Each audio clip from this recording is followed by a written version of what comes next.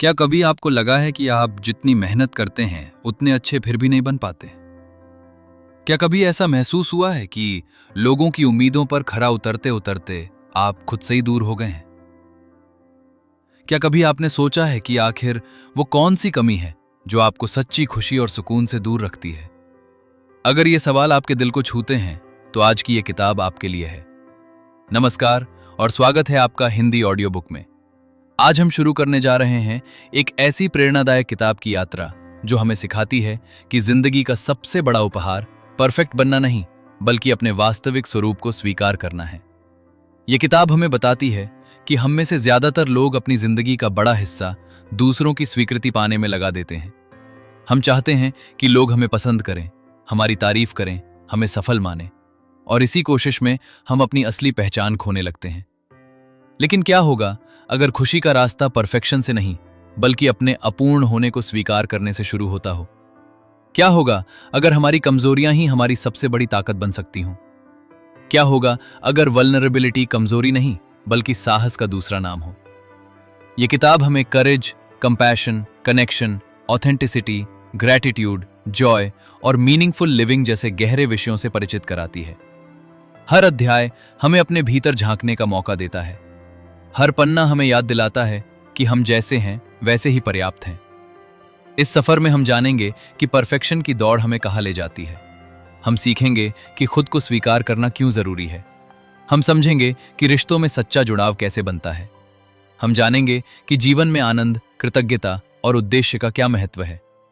और सबसे महत्वपूर्ण बात, हम ये खोजेंगे कि होल हार्टेड लिविंग यानी पूरे दिल से जीना वास्तव में क्या होता है।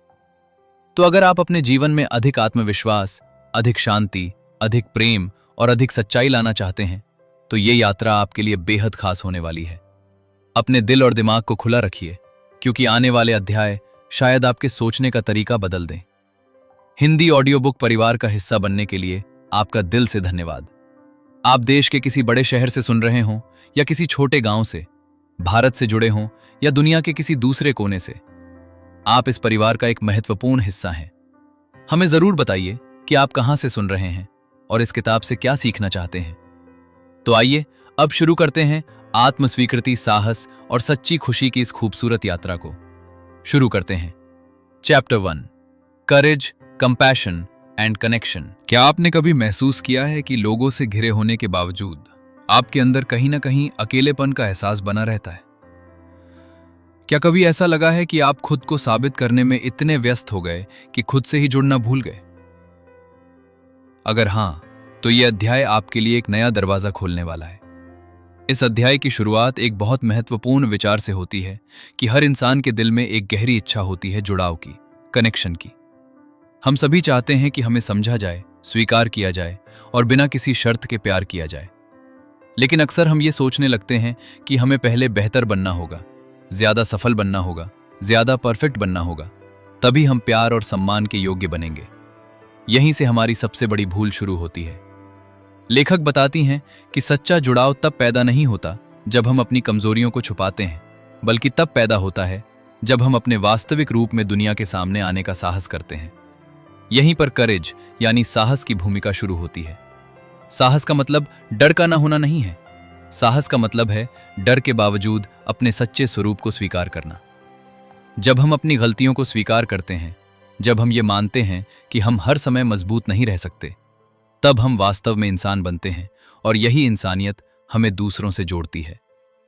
लेखक बताती हैं कि जो लोग पूरे दिल से जीवन जीते हैं, वे खुद को योग्य साबित करने में अपना समय बर्बाद नहीं करते। वे पहले से ही ये मानते हैं कि वे प्यार, सम्मान और खुशी के योग्य हैं। उनकी पहचान उनकी उपलब्धियों से नहीं, बल्कि उनके अस्तित्व से बनती है। इसके बाद अध्याय कंपैशन यानी करुणा की बात करता है। हम अक्सर दूसरों के लिए दयालु होते हैं, लेकिन खुद के लिए बेहद कठोर। जब हम गलती करते हैं तो खुद को दोष देते हैं। जब हम असफल होते हैं तो खुद को कमतर समझने लगते हैं। लेकिन सच्ची करुणा की शुरुआत खुद से होती है। जब हम अपने दर्द को समझते हैं, जब हम अपनी कमजोरियों को स्वीकार करते हैं, तब हम दूसरों के दर्द को भी बेहतर ढंग से समझ पाते हैं। जो व्यक्ति खुद से प्रेम नहीं करता, वो दुनिया को भी सच्चा प्रेम नहीं दे सकता। इस अध्याय का सबसे सुंदर संदेश ये है कि हम सभी इंसान अपूर्ण हैं और यही अपूर्णता हमें एक दूसरे से जोड़ती है। हमारी कमजोरियां, हमारी असफलताएं, हमारे डर और हमारी चिंताएं हमें अलग नहीं करती, बल्कि हमें एक साझा मानव अनुभव का हिस्सा बनाती हैं। जब हम ये समझ जाते हैं तो दूसरों से तुलना करना कम हो जाता है, ईर्ष्या कम हो जाती है, खुद को साबित करने की जरूरत कम हो जाती है और जीवन थोड़ा हल्का महसूस होने लगता है। लेखक ये भी समझाती हैं कि सच्चा कनेक्शन तब बनता है जब हम अपने चारों ओर बनाई गई नकली दीवारों को गिरा देते हैं, जब हम ये दिखाने की कोशिश छोड़ देते हैं कि सब कुछ ठीक है, जब हम ये स्वीकार कर लेते हैं कि हमें भी कभी कभी मदद की जरूरत होती है, जब हम अपने दिल की सच्ची बात कहने का साहस जुटाते हैं, तब रिश्ते गहरे होने लगते हैं, तब भरोसा पैदा होता है, तब प्रेम और अपनापन जन्म लेते हैं। इस अध्याय का सार बहुत सरल लेकिन जीवन बदल देने वाला है। आपको प्यार पाने के लिए परफेक्ट बनने की जरूरत नहीं है। आपको सम्मान पाने के लिए किसी और जैसा बनने की जरूरत नहीं है। आप जैसे हैं वैसे ही पर्याप्त हैं। आपकी कीमत आपकी सफलताओं से नहीं तय होती। आपकी कीमत इस बात से तय होती है कि आप एक इंसान हैं और यही आपको मूल्यवान बनाता है। जब आप साहस के साथ खुद को स्वीकार करते हैं, जब आप करुणा के साथ खुद से पेश आते हैं और जब आप सच्चाई के साथ दूसरों से जुड़ते हैं, तब जीवन केवल जीने की चीज नहीं रह जाता, बल्कि महसूस करने की एक खूबसूरत यात्रा बन जाता है। और शायद यही होल हार्टेड लिविंग की पहली और सबसे महत्वपूर्ण सीढ़ी है। Chapter 2, the trap of perfectionism. क्या आपने कभी किसी काम को सिर्फ इसलिए शुरू नहीं किया क्योंकि आपको डर था कि वो बिल्कुल परफेक्ट नहीं होगा? क्या आपने कभी अपनी छोटी सी गलती को इतना बड़ा बना लिया कि आपकी सारी उपलब्धियां उसके सामने छोटी लगने लगी? अगर ऐसा है तो आप अकेले नहीं हैं। यह अध्याय हमारे जीवन की एक ऐसी आदत पर प्रकाश डालता है जो बाहर से तो सफलता की तरह दिखती है, लेकिन अंदर ही अंदर हमें थका देती है। और वो आदत है परफेक्शनिज्म, यानी हर चीज को परफेक्ट बनाने की कोशिश। लेखक बताती हैं कि बहुत से लोग ये मानते हैं कि परफेक्शन उन्हें सफल बनाएगा, उन्हें सम्मान दिलाएगा और उन्हें आलोचना से बचाएगा। लेकिन वास्तविकता इससे बिल्कुल अलग है। परफेक्शन हमें आगे बढ़ाने के बजाय अक्सर रोक देता है। ये हमें जोखिम लेने से रोकता है, ये हमें नई चीजें सीखने से रोकता है और सबसे बड़ी बात, ये हमें खुद से संतुष्ट होने से रोकता है। परफेक्शनिज्म का सबसे बड़ा झूठ ये है कि अगर हम सब कुछ सही कर लेंगे तो हमें दर्द, निराशा और असफलता का सामना नहीं करना पड़ेगा। लेकिन जीवन ऐसा नहीं है। जीवन में गलतियां होती हैं, चुनौतियां आती हैं और असफलताएं भी मिलती हैं। इन्हीं अनुभवों से हम सीखते हैं और विकसित होते हैं। लेखक समझाती हैं कि परफेक्शन उत्कृष्टता नहीं है। एक्सेलेंस और परफेक्शन दो अलग चीजें हैं।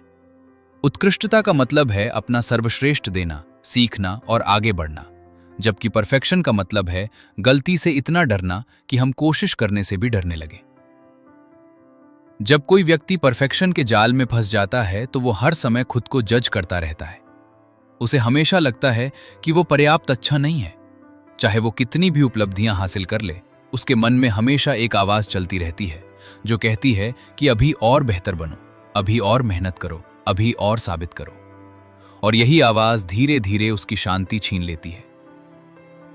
लेखक बताती हैं कि परफेक्शन का संबंध अक्सर शर्म और डर से होता है। हम डरते हैं कि लोग हमें जज करेंगे, हम डरते हैं कि लोग हमारी कमियां देख लेंगे, और इसी डर में हम एक ऐसी छवि बनाने लगते हैं जो वास्तविक नहीं होती। लेकिन जितना हम अपनी असली पहचान छुपाते हैं, उतना ही हम अपने आप से दूर होते जाते हैं। इस अध्याय का एक महत्वपूर्ण संदेश ये है कि गलती करना, असफल होना और अपूर्ण होना इंसान होने का हिस्सा है। हमें अपनी गलतियों से शर्मिंदा होने की जरूरत नहीं है, बल्कि उनसे सीखने की जरूरत है। जब हम ये स्वीकार कर लेते हैं कि हम परफेक्ट नहीं हैं, तब हमारे ऊपर से एक बहुत बड़ा बोझ उतर जाता है। तब हम खुद को ज्यादा स्वतंत्र महसूस करते हैं। तब हम अपने जीवन को ज्यादा सहजता से जी पाते हैं। लेखक ये भी बताती हैं कि आत्मस्वीकृति परफेक्शन का सबसे बड़ा इलाज है। जब हम खुद को उसी रूप में स्वीकार करना सीखते हैं जैसे हम हैं, तब हमें हर समय खुद को साबित करने की जरूरत महसूस नहीं होती। तब हम दूसरों की राय के आधार पर अपनी कीमत तय करना छोड़ देते हैं और अपने भीतर की शांति को महसूस करना शुरू करते हैं। सोचिए, अगर आपको हर समय परफेक्ट बनने की चिंता न करने पड़े तो आपका जीवन कितना हल्का हो सकता है। आप कितनी नई चीजें सीख सकते हैं, कितने नए अनुभव ले सकते हैं और कितनी आजादी महसूस कर सकते हैं। यही आजादी इस अध्याय का सबसे बड़ा उपहार है। इस अध्याय का सार यह है कि परफेक्शन खुशी का रास्ता नहीं है, बल्कि आत्म स्वीकृति खुशी का रास्ता है। जब हम अपनी अपूर्णताओं को स्वीकार करते हैं, तब हम अपने जीवन को अधिक साहस, अधिक आत्मविश्वास और अधिक आनंद के साथ जी पाते हैं। और तभी हम होल हार्टेड लिविंग की ओर एक और महत्वपूर्ण कदम बढ़ाते हैं। Chapter 3, cultivating authenticity. क्या आपने कभी महसूस किया है कि आप दूसरों को खुश करने की कोशिश में इतने व्यस्त हो गए हैं कि ये भूल गए हैं कि वास्तव में आप कौन हैं? क्या कभी ऐसा हुआ है कि आपने अपनी सच्ची भावनाओं को सिर्फ इसलिए छुपा लिया क्योंकि आपको डर था कि लोग क्या सोचेंगे? अगर हां, तो यह अध्याय आपके लिए एक गहरा और महत्वपूर्ण संदेश लेकर आया है। यह अध्याय ऑथेंटिसिटी यानी प्रामाणिकता की बात करता है, जिसका अर्थ है अपने वास्तविक स्वरूप के साथ जीना, बिना किसी दिखावे के, बिना किसी नकाब के और बिना किसी डर के। लेखक बताती हैं कि हम बचपन से ही ये सीखने लगते हैं कि लोगों को क्या पसंद है और क्या नहीं। धीरे धीरे हम अपनी कुछ आदतों को बदलते हैं, कुछ भावनाओं को छुपाते हैं और कुछ इच्छाओं को दबा देते हैं ताकि हमें स्वीकार किया जा सके। लेकिन समय के साथ यही आदत हमें अपने वास्तविक स्वरूप से दूर ले जाती है। हम दुनिया को वो चेहरा दिखाने लगते हैं जो लोग देखना चाहते हैं और अपने असली चेहरे को कहीं अंदर छुपा देते हैं। लेखक समझाती हैं कि प्रामाणिक जीवन जीना आसान नहीं होता, क्योंकि इसके लिए साहस चाहिए। जब आप अपने वास्तविक विचार व्यक्त करते हैं, जब आप अपनी सच्ची भावनाओं को स्वीकार करते हैं और जब आप अपने मूल्यों के अनुसार जीवन जीते हैं, तब हर कोई आपसे सहमत नहीं होगा। लेकिन ऑथेंटिसिटी का अर्थ सभी को खुश करना नहीं, बल्कि खुद के प्रति ईमानदार रहना है। बहुत से लोग अपना अधिकांश जीवन दूसरों की स्वीकृति पाने में बिताते हैं। वे हर निर्णय लेने से पहले ये सोचते हैं कि लोग क्या कहेंगे, समाज क्या सोचेगा, परिवार क्या चाहेगा। लेकिन जब हमारा जीवन केवल दूसरों की अपेक्षाओं पर आधारित होता है, तब धीरे धीरे हमारे भीतर खालीपन पैदा होने लगता है, क्योंकि हम अपने लिए नहीं बल्कि दूसरों के लिए जी रहे होते हैं। लेखक कहती हैं कि सच्ची खुशी तब शुरू होती है जब हम अपनी पहचान को बाहरी स्वीकृति से अलग कर देते हैं। जब हम ये समझ जाते हैं कि हमारी कीमत लोगों की राय से तय नहीं होती, तब हम अधिक स्वतंत्र महसूस करने लगते हैं। तब हमें हर समय किसी को प्रभावित करने की जरूरत महसूस नहीं होती। तब हम अपने दिल की आवाज सुनना शुरू करते हैं। इस अध्याय में यह भी बताया गया है कि प्रामाणिकता का मतलब परफेक्ट होना नहीं है, बल्कि अपनी अपूर्णताओं को स्वीकार करना है। जब हम अपनी कमजोरियों को छुपाना बंद कर देते हैं, तब हमें खुद को याद रखने के लिए झूठी छवि बनाए रखने की जरूरत नहीं पड़ती। तब जीवन सरल हो जाता है और मन हल्का हो जाता है।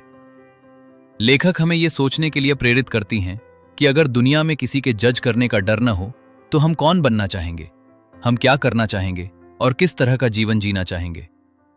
यही सवाल हमें हमारे वास्तविक स्वरूप के करीब ले जाते हैं। प्रामाणिकता का सबसे बड़ा लाभ यह है कि इससे हमारे रिश्ते भी अधिक सच्चे बनते हैं, क्योंकि जब हम खुद को वास्तविक रूप में प्रस्तुत करते हैं, तभी लोग हमें वास्तव में जान पाते हैं और तभी सच्चा जुड़ाव पैदा होता है। नकली छवियां लोगों को प्रभावित कर सकती हैं, लेकिन केवल सच्चाई ही दिलों को जोड़ सकती है। इस अध्याय का सार यह है कि जीवन का उद्देश्य किसी और जैसा बनना नहीं है, बल्कि स्वयं का सर्वश्रेष्ठ रूप बनना है। जब हम अपने मूल्यों, अपने विश्वासों और अपनी सच्चाई के साथ जीते हैं, तब हम अधिक आत्मविश्वास, अधिक शांति और अधिक संतोष का अनुभव करते हैं। और यही होल हार्टेड लिविंग की एक और महत्वपूर्ण नींव बनती है, क्योंकि सच्ची आज़ादी तब मिलती है जब हम ये निर्णय लेते हैं कि हम दुनिया को अपना असली स्वरूप दिखाने से नहीं डरेंगे। Chapter 4, the power of vulnerability. क्या आपने कभी अपने दिल की बात कहने से पहले खुद को रोक लिया, क्योंकि आपको डर था कि लोग आपको कमजोर समझेंगे? क्या आपने कभी अपने दर्द, अपनी असफलता या अपनी भावनाओं को सिर्फ इसलिए छुपा लिया क्योंकि आप जज नहीं होना चाहते थे? अगर हां, तो ये अध्याय आपके जीवन को देखने का नजरिया बदल सकता है। ये अध्याय वल्नरेबिलिटी यानी संवेदनशीलता की शक्ति के बारे में बात करता है। लेखक बताती हैं कि हमारी दुनिया में अक्सर वल्नरेबिलिटी को कमजोरी माना जाता है। हमें सिखाया जाता है कि हमेशा मजबूत दिखो, कभी मत रो, कभी मत बताओ कि तुम डरते हो, कभी मत स्वीकार करो कि तुम्हें मदद की जरूरत है। लेकिन सच्चाई इससे बिल्कुल अलग है। लेखक के अनुसार वल्नरेबिलिटी कमजोरी नहीं, बल्कि साहस का सबसे शुद्ध रूप है, क्योंकि जब हम अपने वास्तविक रूप में दुनिया के सामने आते हैं, तब हम आलोचना, अस्वीकृति और निराशा का जोखिम उठाते हैं, और इसके लिए बहुत साहस चाहिए। लेखक समझाती हैं कि जीवन के सबसे सुंदर अनुभव हमेशा वल्नरेबिलिटी से जुड़े होते हैं। प्यार करना, किसी पर भरोसा करना, अपने सपनों का पीछा करना, नई शुरुआत करना, अपने दिल की बात कहना, ये सभी ऐसे अनुभव हैं जिनमें कोई गारंटी नहीं होती। फिर भी हम इन्हें चुनते हैं क्योंकि यही जीवन को अर्थपूर्ण बनाते हैं। जब हम खुद को पूरी तरह सुरक्षित रखने की कोशिश करते हैं, तब हम केवल दर्द से ही नहीं, बल्कि खुशी, प्रेम और जुड़ाव से भी दूर हो जाते हैं। बहुत से लोग अपने दिल के चारों ओर अदृश्य दीवारें बना लेते हैं। वे सोचते हैं कि अगर वे अपनी भावनाएं छुपा लेंगे तो उन्हें चोट नहीं पहुंचेगी। लेकिन ऐसी दीवारें केवल दर्द को ही बाहर नहीं रखती, वे खुशी और प्रेम को भी अंदर आने से रोक देती हैं। लेखक बताती हैं कि वल्नरेबिलिटी को अपनाना जीवन को पूरी तरह महसूस करने का निमंत्रण है। ये स्वीकार करना कि हम हर चीज को नियंत्रित नहीं कर सकते। ये मानना कि कभी कभी हम डरेंगे, कभी असफल होंगे और कभी निराश भी होंगे, लेकिन फिर भी हम जीवन को खुलकर जीने का चुनाव करेंगे। इस अध्याय में शर्म यानी शेम की भी चर्चा की गई है। शर्म वह भावना है जो हमें यह विश्वास दिलाती है कि हमारे भीतर कुछ गलत है, कि हम पर्याप्त अच्छे नहीं हैं, कि अगर लोग हमारी सच्चाई जान गए तो वे हमें स्वीकार नहीं करेंगे। लेकिन लेखक बताती हैं कि शर्म अंधेरे में बढ़ती है और सच्चाई के प्रकाश में कमजोर पड़ जाती है। जब हम अपने अनुभवों को भरोसेमंद लोगों के साथ साझा करते हैं, तब शर्म की शक्ति कम होने लगती है और आत्मस्वीकृति बढ़ने लगती है। लेखक ये भी बताती हैं कि वल्नरेबिलिटी और कनेक्शन एक दूसरे से जुड़े हुए हैं। यदि हम चाहते हैं कि लोग हमें वास्तव में समझें, तो हमें उन्हें अपना वास्तविक स्वरूप दिखाना होगा। यदि हम केवल अपनी सफलताएं दिखाएंगे और अपनी परेशानियां छुपाएंगे, तो लोग हमारी छवि से जुड़ेंगे, हमसे नहीं। लेकिन जब हम अपनी सच्चाई साझा करते हैं, तब वास्तविक रिश्ते बनते हैं और गहरा अपनापन पैदा होता है। इस अध्याय का एक महत्वपूर्ण संदेश ये है कि बहादुरी का अर्थ हमेशा जीतना नहीं होता। कभी कभी बहादुरी का अर्थ सिर्फ ये कहना होता है कि मैं डर रहा हूं, फिर भी कोशिश करूंगा। कभी कभी बहादुरी का अर्थ ये स्वीकार करना होता है कि मुझे मदद चाहिए, और कभी कभी बहादुरी का अर्थ ये होता है कि मैं अपने दिल को बंद नहीं करूंगा, चाहे मुझे पहले कितनी भी चोट क्यों न लगी हो। इस अध्याय का सार यह है कि वल्नरेबिलिटी कोई कमजोरी नहीं, बल्कि प्रेम, रचनात्मकता, विश्वास और जुड़ाव का जन्मस्थान है। जब हम अपनी भावनाओं को स्वीकार करते हैं, जब हम अपनी सच्चाई को छुपाना बंद करते हैं, और जब हम जीवन के अनिश्चित पलों को खुले दिल से अपनाते हैं, तब हम वास्तव में जीना शुरू करते हैं।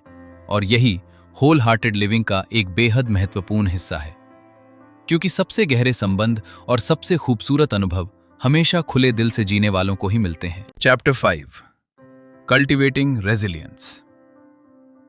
क्या आपने कभी सोचा है कि कुछ लोग बड़ी से बड़ी मुश्किलों के बाद भी दोबारा खड़े कैसे हो जाते हैं, जबकि कुछ लोग छोटी सी असफलता से ही टूट जाते हैं? क्या जीवन की चुनौतियां केवल दर्द देने के लिए आती हैं, या उनके भीतर कोई छिपा हुआ सबक भी होता है? यह अध्याय इन्हीं सवालों का जवाब देता है और हमें रेजिलियंस यानी लचीलेपन की शक्ति से परिचित कराता है। लेखक बताती हैं कि रेजिलियंस का मतलब ये नहीं है कि जीवन में दर्द नहीं होगा या हमें कभी दुख नहीं मिलेगा, बल्कि इसका मतलब है कठिन परिस्थितियों के बावजूद आगे बढ़ते रहने की क्षमता। जीवन में हर व्यक्ति को कभी न कभी निराशा, असफलता, हानि और संघर्ष का सामना करना पड़ता है। लेकिन जो लोग रेजिलिएंट होते हैं, वे इन अनुभवों को अपनी पहचान नहीं बनने देते। वे गिरते हैं लेकिन फिर उठते हैं, वे रोते हैं लेकिन फिर मुस्कुराना सीखते हैं, वे टूटते हैं लेकिन फिर खुद को जोड़ लेते हैं।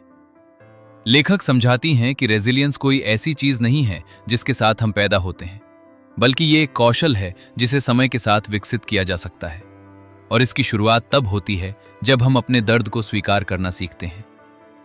बहुत से लोग अपने दुख को नजरअंदाज करने की कोशिश करते हैं। वे खुद को व्यस्त रखते हैं ताकि उन्हें अपनी भावनाओं का सामना न करना पड़े। लेकिन दबाया हुआ दर्द कभी समाप्त नहीं होता, वो केवल भीतर जमा होता जाता है। सच्चा लचीलापन तब विकसित होता है जब हम अपने अनुभवों को ईमानदारी से स्वीकार करते हैं और उनसे सीखने का प्रयास करते हैं। इस अध्याय में होप यानी आशा के महत्व पर भी प्रकाश डाला गया है। लेखक बताती हैं कि आशा केवल एक भावना नहीं है, बल्कि सोचने का एक तरीका है। आशावान लोग ये विश्वास रखते हैं कि चाहे स्थिति कितनी भी कठिन क्यों न हो, समाधान संभव है। वे चुनौतियों को अंत नहीं बल्कि एक नए रास्ते की शुरुआत मानते हैं। यही आशा उन्हें आगे बढ़ने की शक्ति देती है। लेखक ये भी बताती हैं कि हमारी कहानियां हमारी ताकत बन सकती हैं। अक्सर हम अपनी असफलताओं और दुखों को कमजोरी समझते हैं, लेकिन वास्तव में यही अनुभव हमें अधिक समझदार, अधिक संवेदनशील और अधिक मजबूत बनाते हैं। जब हम अपने जीवन की कठिन घटनाओं को केवल दर्द की नजर से नहीं बल्कि सीख की नजर से देखना शुरू करते हैं, तब हमारे भीतर रेजिलियंस विकसित होने लगता है। इस अध्याय का एक महत्वपूर्ण संदेश ये भी है कि सहायता मांगना कमजोरी नहीं है। बहुत से लोग सोचते हैं कि उन्हें हर समस्या अकेले हल करनी चाहिए, लेकिन सच्चाई ये है कि इंसान संबंधों के माध्यम से मजबूत बनता है। जब हम भरोसेमंद लोगों से जुड़ते हैं, जब हम अपने अनुभव साझा करते हैं, तब हमें यह एहसास होता है कि हम अकेले नहीं हैं, और यही एहसास हमें कठिन समय में संभालता है। लेखक हमें यह भी सिखाती हैं कि कृतज्ञता और आशा रेजिलियंस की मजबूत नींव है। जब हम केवल अपनी समस्याओं पर ध्यान देते हैं तो जीवन बोझ लगने लगता है, लेकिन जब हम उन चीजों को भी देखना शुरू करते हैं जो अभी भी हमारे पास हैं, तब हमारे भीतर नई ऊर्जा पैदा होती है। धीरे धीरे हम कठिनाइयों के बीच भी अवसरों को पहचानने लगते हैं। इस अध्याय का सार यह है कि जीवन में कठिनाइयों से बचा नहीं जा सकता, लेकिन हम ये चुन सकते हैं कि उनका सामना कैसे करें। हर संघर्ष हमें तोड़ने नहीं आता, कुछ संघर्ष हमें मजबूत बनाने आते हैं। हर दर्द हमें कमजोर नहीं करता, कुछ दर्द हमें नया दृष्टिकोण देता है।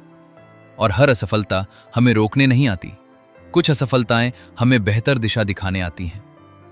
जब हम अपने अनुभवों को साहस, आशा और आत्मविश्वास के साथ स्वीकार करते हैं, तब हम केवल मुश्किलों से नहीं गुजरते बल्कि उनसे विकसित भी होते हैं। और यही रेजिलियंस की असली शक्ति है। यही वो गुण है जो हमें जीवन के उतार चढ़ाव के बीच भी आगे बढ़ते रहने की क्षमता देता है और होल हार्टेड लिविंग की ओर एक और महत्वपूर्ण कदम बढ़ाता है। Chapter 6, gratitude and joy as daily practices. क्या आपने कभी सोचा है कि कुछ लोगों के पास बहुत कम होने के बावजूद उनके चेहरे पर संतोष और खुशी क्यों दिखाई देती है, और कुछ लोगों के पास सब कुछ होते हुए भी वे हमेशा किसी कमी का अनुभव क्यों करते हैं? क्या खुशी किसी बड़ी उपलब्धि का परिणाम है, या फिर ये हमारे रोजमर्रा के जीवन में छिपी हुई एक आदत है? ये अध्याय हमें ग्रैटिट्यूड यानी कृतज्ञता और जॉय यानी आनंद की शक्ति को समझाता है और बताता है कि सच्ची खुशी बाहर नहीं बल्कि हमारे दृष्टिकोण में छिपी होती है।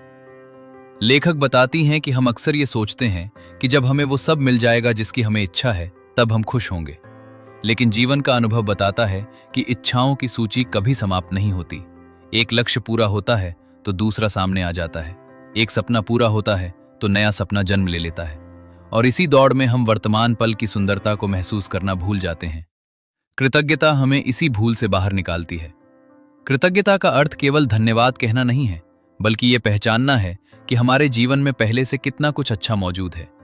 जब हम हर दिन उन चीजों पर ध्यान देना शुरू करते हैं जिनके लिए हम आभारी हो सकते हैं, तब हमारा ध्यान कमी से हटकर समृद्धि की ओर जाने लगता है। धीरे धीरे हम ये महसूस करने लगते हैं कि खुशी हमेशा किसी भविष्य की घटना में नहीं बल्कि आज के अनुभवों में भी मौजूद है। लेखक समझाती हैं कि जॉय और हैप्पीनेस एक जैसी चीजें नहीं हैं। हैप्पीनेस अक्सर परिस्थितियों पर निर्भर करती है, जबकि जॉय एक गहरा आंतरिक अनुभव है जो कठिन समय में भी महसूस किया जा सकता है। आनंद का संबंध इस बात से नहीं है कि हमारे जीवन में समस्याएं हैं या नहीं, बल्कि इस बात से है कि हम जीवन के छोटे छोटे पलों को कितनी गहराई से महसूस करते हैं।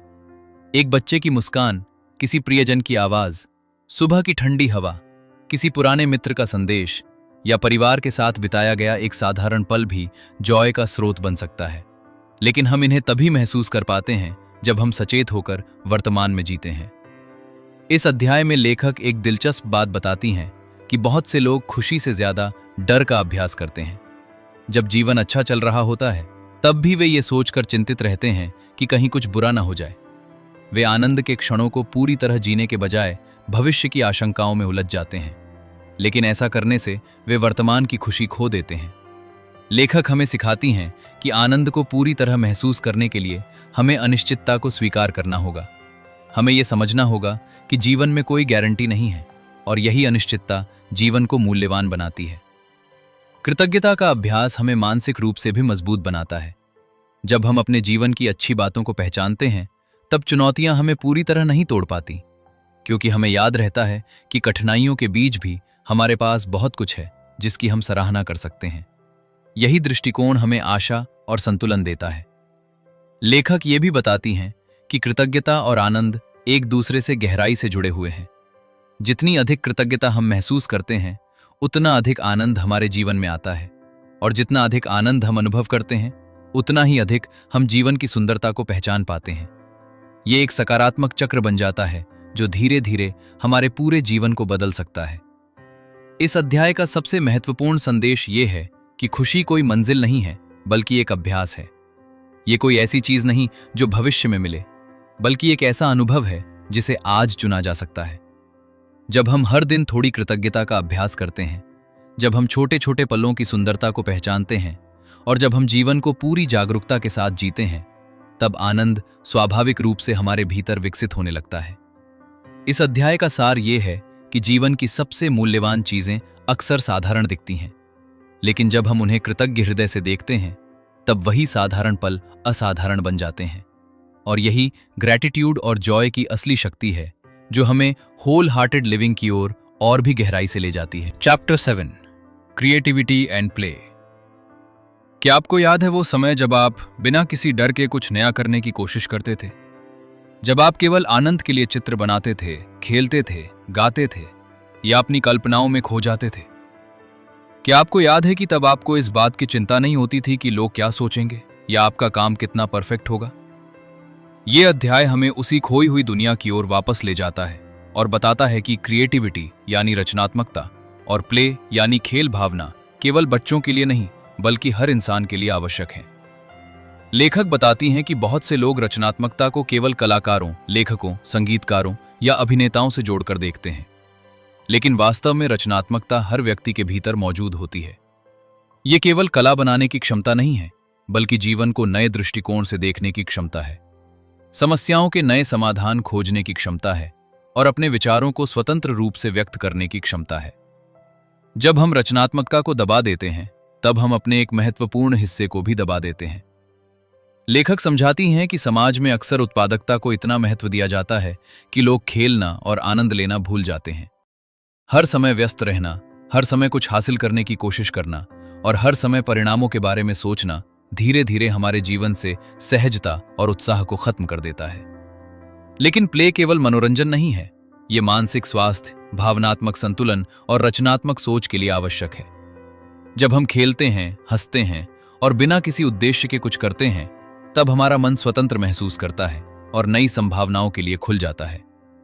इस अध्याय में लेखक ये भी बताती हैं कि रचनात्मकता और वल्नरेबिलिटी का गहरा संबंध है, क्योंकि जब हम कुछ नया बनाते हैं, तब हम दुनिया के सामने अपने विचार और अपनी कल्पना प्रस्तुत करते हैं, और इसके साथ आलोचना का जोखिम भी आता है। यही कारण है कि बहुत से लोग अपने रचनात्मक विचारों को दबा देते हैं। वे डरते हैं कि लोग उनका मजाक उड़ाएंगे या उनके काम को पर्याप्त अच्छा नहीं मानेंगे। लेकिन सच्ची रचनात्मकता तभी विकसित होती है जब हम इस डर के बावजूद खुद को अभिव्यक्त करने का साहस करते हैं।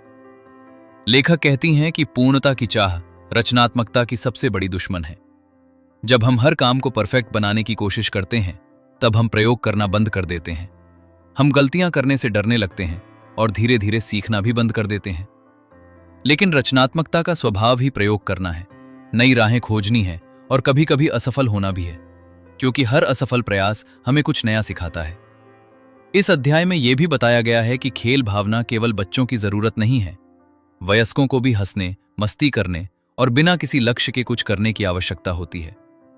जब हम अपने जीवन में प्ले के लिए जगह बनाते हैं, तब तनाव कम होता है, रिश्ते मजबूत होते हैं और जीवन में ऊर्जा लौट आती है। लेखक हमें यह सोचने के लिए प्रेरित करती हैं कि आखिरी बार हमने केवल आनंद के लिए क्या किया था। आखिरी बार कब हमने बिना किसी परिणाम की चिंता किए कुछ नया सीखा था, और आखिरी बार कब हमने अपने भीतर के बच्चे को खुलकर जीने दिया था। अक्सर इन सवालों के जवाब हमें यह एहसास दिलाते हैं कि हमने अपने जीवन में आनंद और रचनात्मकता के लिए बहुत कम जगह छोड़ी है। इस अध्याय का एक महत्वपूर्ण संदेश ये है कि रचनात्मकता कोई विलासिता नहीं, बल्कि एक आवश्यकता है। यह हमारे भीतर जीवन का उत्साह बनाए रखती है, यह हमें नई संभावनाओं से जोड़ती है और हमें ये महसूस कराती है कि हम केवल जीवित नहीं हैं, बल्कि वास्तव में जीवन का अनुभव कर रहे हैं। इस अध्याय का सार ये है कि जब हम रचनात्मकता को अपनाते हैं और अपने जीवन में खेल भावना के लिए स्थान बनाते हैं, तब हम अधिक स्वतंत्र, अधिक जीवंत और अधिक खुश महसूस करते हैं। हम अपनी कल्पना को फिर से जगाते हैं, हम अपने भीतर छिपी संभावनाओं को पहचानते हैं और जीवन को केवल जिम्मेदारियों की सूची नहीं, बल्कि एक सुंदर अनुभव के रूप में जीना शुरू करते हैं। और यही क्रिएटिविटी और प्ले का सबसे बड़ा उपहार है, जो हमें होल हार्टेड लिविंग के और भी करीब ले जाता है। Chapter 8, stillness and spirituality. क्या आपने कभी महसूस किया है कि आपका मन हर समय किसी न किसी चिंता, किसी योजना या किसी अधूरे काम में उलझा रहता है? क्या कभी ऐसा लगा है कि बाहर की दुनिया जितनी तेज होती जा रही है, आपके भीतर उतना ही शोर बढ़ता जा रहा है, और इस शोर में आप अपनी ही आवाज सुनना भूल गए हैं? यदि ऐसा है, तो ये अध्याय आपके लिए एक शांत और गहरा संदेश लेकर आया है। ये अध्याय स्टिलनेस यानी स्थिरता और स्पिरिचुअलिटी यानी आध्यात्मिकता की शक्ति के बारे में बात करता है। लेखक बताती हैं कि आज की दुनिया में व्यस्त रहना एक उपलब्धि की तरह माना जाता है। लोग हर समय कुछ न कुछ करते रहना चाहते हैं, क्योंकि उन्हें लगता है कि रुकना समय की बर्बादी है। लेकिन लगातार भागते रहने से हम अपने भीतर की शांति से दूर हो जाते हैं। हम अपने विचारों को समझने, अपनी भावनाओं को महसूस करने और अपने जीवन के वास्तविक अर्थ को पहचानने का अवसर खो देते हैं। लेखक समझाती हैं कि स्टिलनेस का अर्थ केवल चुप बैठना नहीं है, बल्कि अपने भीतर के शोर को शांत करना है। ये वो अवस्था है जिसमें हम वर्तमान क्षण से जुड़ते हैं और अपने मन को बिना भाग दौड़ के देखने लगते हैं। जब हम कुछ समय के लिए रुकते हैं, तब हमें एहसास होता है कि जीवन केवल उपलब्धियों और जिम्मेदारियों का नाम नहीं है, बल्कि अनुभवों, भावनाओं और जुड़ाव का भी नाम है। इस अध्याय में स्पिरिचुअलिटी को किसी विशेष धर्म या परंपरा से नहीं जोड़ा गया है, बल्कि इसे एक गहरे मानवीय अनुभव के रूप में प्रस्तुत किया गया है। आध्यात्मिकता का अर्थ है अपने से बड़े किसी उद्देश्य से जुड़ना, जीवन में अर्थ खोजना और ये महसूस करना कि हम केवल अकेले व्यक्ति नहीं, बल्कि एक बड़े संबंध का हिस्सा हैं। जब हम अपने जीवन को केवल सफलता और असफलता के चश्मे से देखना बंद कर देते हैं, तब हम अस्तित्व की गहराई को महसूस करना शुरू करते हैं। लेखक बताती हैं कि बहुत से लोग अपनी भावनाओं से बचने के लिए खुद को लगातार व्यस्त रखते हैं। वे अकेले बैठने से डरते हैं, क्योंकि उन्हें अपने विचारों का सामना करना पड़ सकता है। लेकिन सच्ची शांति तभी मिलती है जब हम अपने भीतर की दुनिया को स्वीकार करना सीखते हैं। जब हम अपने डर, अपने दुख, अपनी उम्मीदों और अपने सपनों को बिना निर्णय किए देख पाते हैं, तब हमारे भीतर एक नई स्पष्टता जन्म लेती है। इस अध्याय में यह भी बताया गया है कि मौन केवल बाहरी नहीं, बल्कि आंतरिक भी होता है। हम शांत कमरे में बैठ सकते हैं, लेकिन फिर भी हमारा मन शोर से भरा हो सकता है। इसलिए स्थिरता का अभ्यास केवल शरीर को रोकने का नहीं, बल्कि मन को वर्तमान में लाने का अभ्यास है। चाहे वो ध्यान हो, प्रार्थना हो, प्रकृति में समय बिताना हो या कुछ क्षण गहरी सांसों के साथ स्वयं के साथ रहना हो, ये सभी तरीके हमें अपने भीतर लौटने में मदद करते हैं। लेखक कहती हैं कि जब हम नियमित रूप से स्थिरता के लिए समय निकालते हैं, तब हम अधिक संतुलित हो जाते हैं। हम प्रतिक्रियाओं के बजाय समझदारी से उत्तर देना सीखते हैं। हम छोटी छोटी बातों से कम प्रभावित होते हैं और जीवन की चुनौतियों का सामना अधिक धैर्य के साथ कर पाते हैं। धीरे धीरे हमारे भीतर ऐसी शांति विकसित होने लगती है जो बाहरी परिस्थितियों पर निर्भर नहीं होती। इस अध्याय का एक महत्वपूर्ण संदेश ये है कि हम जितना बाहर खोजते हैं, उससे कहीं अधिक उत्तर हमारे भीतर मौजूद होते हैं। लेकिन उन्हें सुनने के लिए हमें रुकना पड़ता है, हमें अपने भीतर उतरना पड़ता है और अपने मन को शांत करना पड़ता है। तभी हम अपने जीवन के वास्तविक उद्देश्य और दिशा को पहचान पाते हैं। इस अध्याय का सार ये है कि स्थिरता और आध्यात्मिकता हमें स्वयं से जोड़ती हैं। वे हमें याद दिलाती हैं कि हमारी कीमत केवल हमारी उपलब्धियों से नहीं, बल्कि हमारे अस्तित्व से है। जब हम कुछ समय के लिए रुकना सीखते हैं, जब हम अपने भीतर की आवाज सुनना सीखते हैं और जब हम जीवन के गहरे अर्थ से जुड़ते हैं, तब हमारे भीतर ऐसी शांति जन्म लेती है जो किसी भी परिस्थिति में हमारा साथ देती है।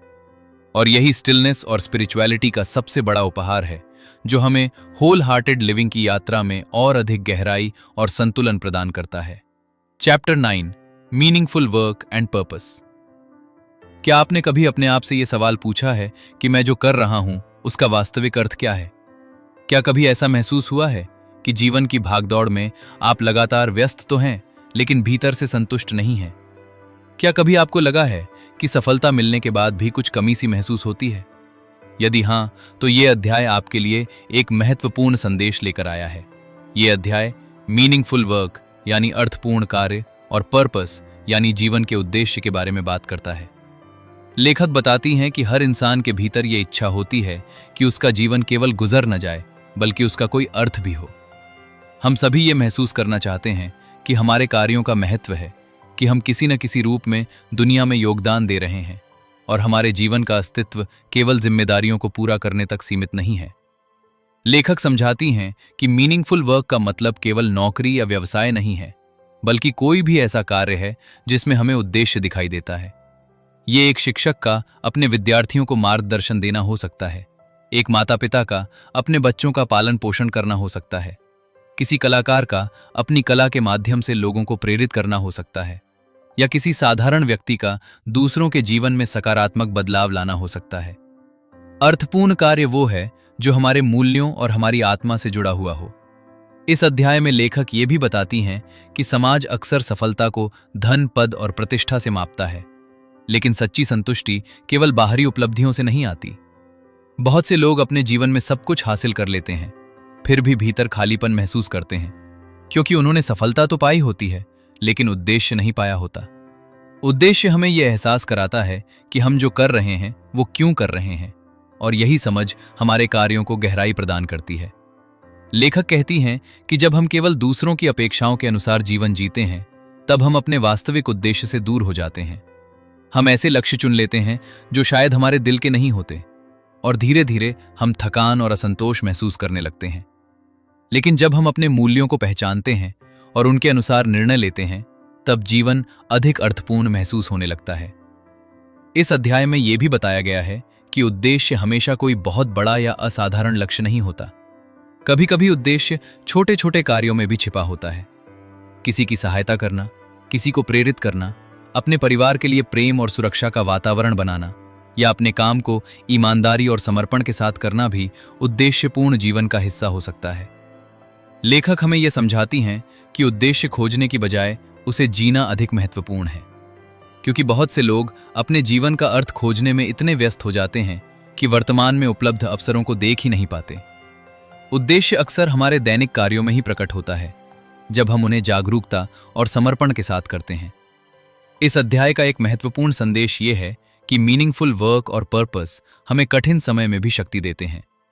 जब हमारे पास कोई गहरा कारण होता है, तब हम चुनौतियों का सामना अधिक धैर्य और दृढ़ता के साथ कर पाते हैं, क्योंकि हमें पता होता है कि हमारा प्रयास किसी बड़े अर्थ से जुड़ा हुआ है। यही उद्देश्य हमें आगे बढ़ने की प्रेरणा देता है। लेखक ये भी बताती हैं कि अपनी तुलना दूसरों से करने के बजाय हमें अपने अनोखे योगदान पर ध्यान देना चाहिए। हर व्यक्ति का रास्ता अलग होता है, हर व्यक्ति की प्रतिभा अलग होती है, और हर व्यक्ति का उद्देश्य भी अलग हो सकता है। इसलिए हमें किसी और की यात्रा को देखकर अपनी कीमत तय नहीं करनी चाहिए।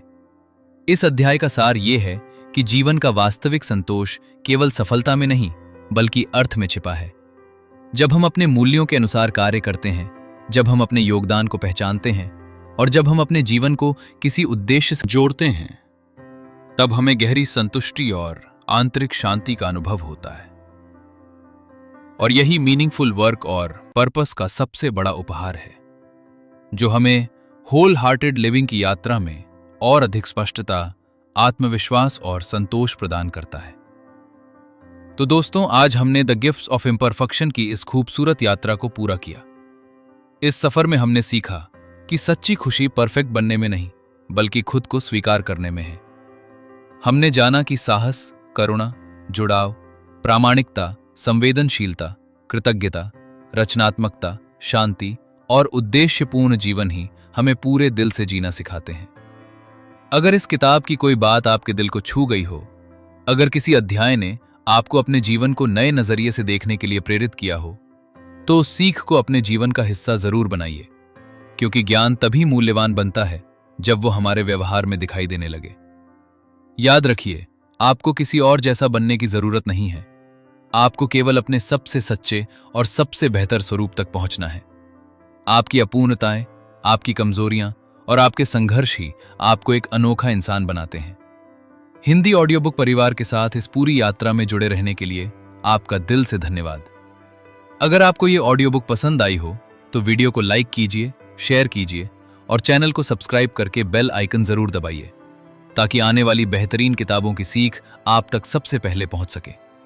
हमें कमेंट में जरूर बताइए कि आप भारत के किस शहर या गांव से सुन रहे हैं या दुनिया के किस देश से हमारे साथ जुड़े हैं और इस किताब का कौन सा अध्याय आपको सबसे ज्यादा पसंद आया। तब तक के लिए अपना ख्याल रखिए, सीखते रहिए, बढ़ते रहिए और याद रखिए, आप जैसे हैं वैसे ही पर्याप्त हैं।